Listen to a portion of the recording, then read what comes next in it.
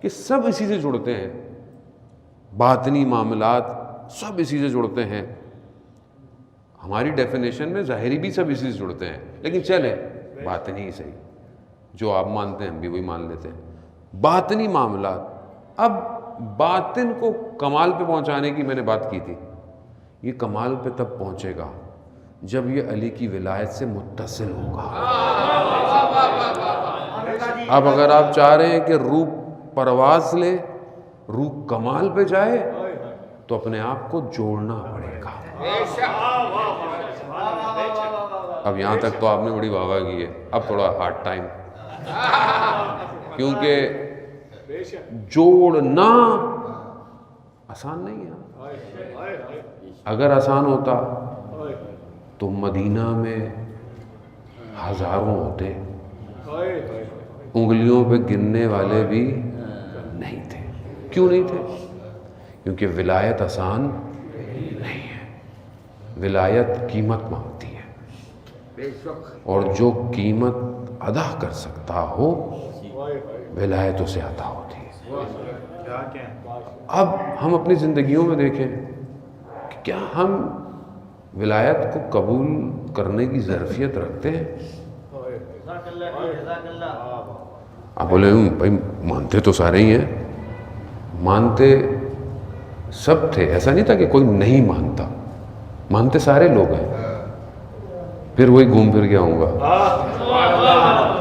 ماننا مشکل نہیں ہے، اطاعت کرنا مشکل ہے. اطاعت کرنا، خوب کیسی اطاعت کریں؟ خوب یہاں پہ جو ہے وہ حضرت میثم تمار کہ جب اتنی تعریف اور تمجید کر رہے ہیں، خوب مولا بتا گئے تھے اپنے آخری وقت میں. میثم کو کہا میثم اگر کوئی ایسا وقت آئے کہ جہاں پر تمہیں کہا جائے کہ میرے خلاف بات کرو، تو کہا مولا میں کہا تو پھر اگر ایسا نہیں کرو گے تو پھر نیزے گھونپے جائیں گے، زبان جدا کی جائے گی، دار پہ لٹکائے جاؤ گے، ایسا ہوگا میثم؟ میثم نے یہ نہیں بولا کہ مطلب ریوارڈ ملے گا یا کوئی بڑا کام ہے. میثم نے ایک بات کہی، کہا مولا میں حق پہ ہوں گا.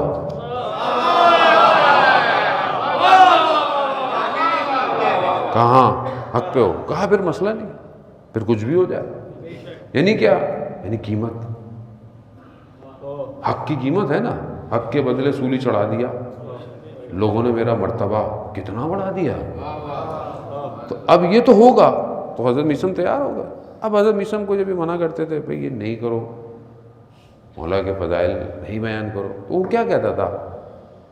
کیا کہتا تھا؟ آپ کے ذہن میں جملہ بہت مشہور ہے، یہ آپ کے ذہن میں ذہن ارتقاء ذہنی ہے آپ کا، کہ حضرت میثم کہتے تھے کہ میں کیا کروں؟ قرآن کی تلاوت چھوڑ دوں؟ قرآن کی یعنی حضرت علی کے فضائل بیان کروں؟ یعنی قرآن کی تلاوت کر رہا ہوں؟ میں تو قرآن کی تلاوت کرتا ہوں، مولا کے فضائل ہیں. تو میں کتنے مولا کے فضائل پڑھتا ہوں؟ قرآن کی تلاوت مولا کے فضائل ہیں، تو میں کتنے فضائل پڑھتا ہوں روز؟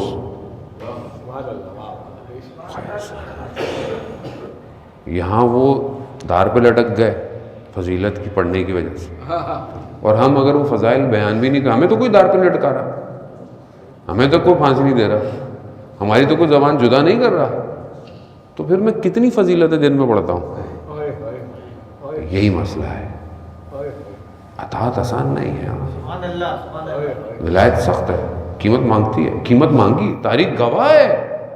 ایسا کوئی نہیں ہوا کہ بہت آرام سے لوگوں نے بولا بھئی جانیں دے دیں. نہیں، جانوں کے لیے ولایت کو اپنے وجود پہ قبول کیا ہے، تب نکھر کے آتا ہے.